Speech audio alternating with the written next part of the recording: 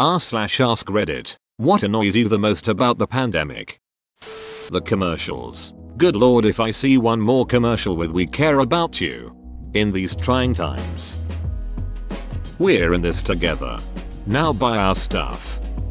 I am just tired of talking about it, and it's somehow creeping into every single conversation. I work in a large hospital in a large city, and I have to deal with it at work every day. I don't want to have to constantly discuss it when I'm not on the clock. 2. The other day I tried to Google something biology related. I think it was a question about antibodies or something, and literally every result was about coronavirus. I know, poor me, I had to use Google's advanced search first world problems etc, but it's like just because coronavirus is a pandemic right now does not mean every microbiological question that someone Googles is about it. It's brought out the absolute worst in most people. Some people have risen above, but most have not. And people you'd have never thought in a million years could be so crass, rude, nasty, and downright mean are all coming out of the woodwork. I have definitely noticed a significant change in people's attitude, and I don't like it at all. I work in retail, and there has been a huge change in some of the regulars' behavior. With it being a small shop, it's really easy to remember faces of the people who come in. Moving to a new area right before and being unable to make friends. I felt so alone. I had plans got go to different art classes and things, but everything got shut down. I have 0 friends. Can't get any decent 99% isopropyl to clean my glassware. So far this is one of the only comments that is an annoyance, and not a rather serious grievance. Best answer here. Idiots acting like wearing a mask is literally the most painful thing to ever happen to them. Or tying it to politics.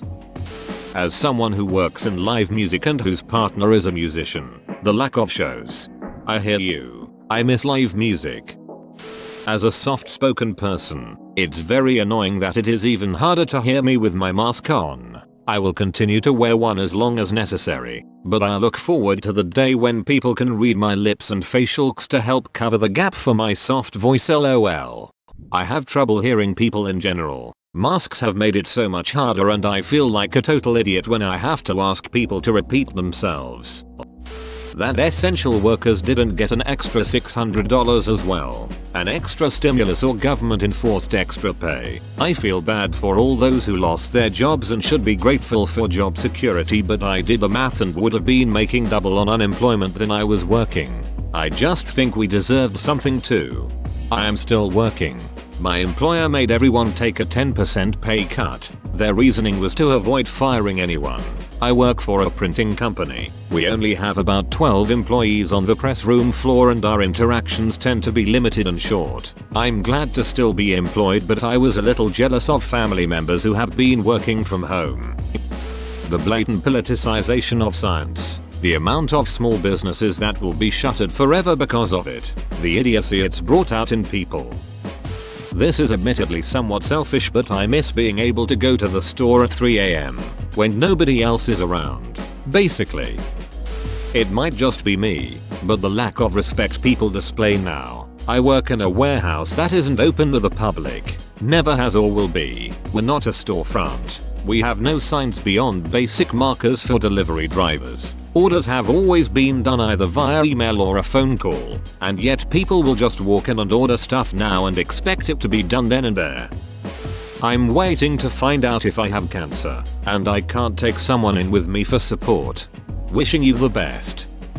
As a service provider, I can see that some of my clients are actually benefiting from this pandemic, but still, they act like eau de fibre. In these times, we are all struggling.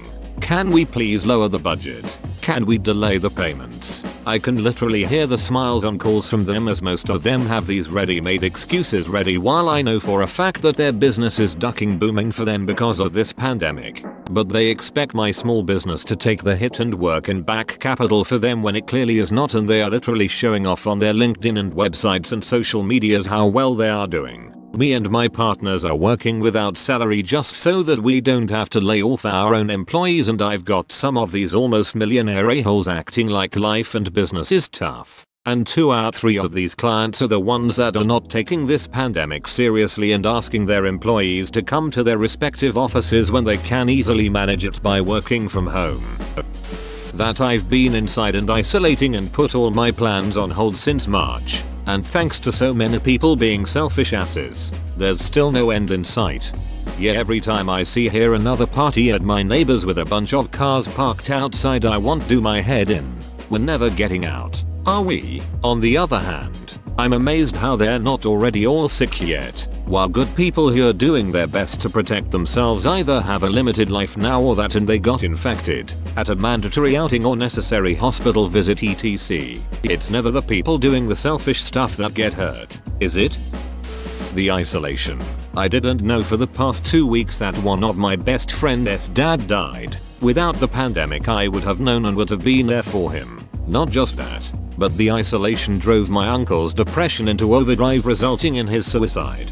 He leaves behind 5 grandchildren, another on the way, 2 wonderful kids and their spouses, his disabled wife, his retirement house by the beach, his remaining siblings and in-laws, and various nieces and nephews. Now his wife, who is physically limited due to and almost incapable of speaking, has to sell their dream home and live her sunset years without her person to guide her. I've been crying fairly regularly since it happened. He'll never get to meet his newborn daughter. Last night I read her a book before bed, and when we finished I saw the handwritten note he wrote on it. It's all that I have left of him now.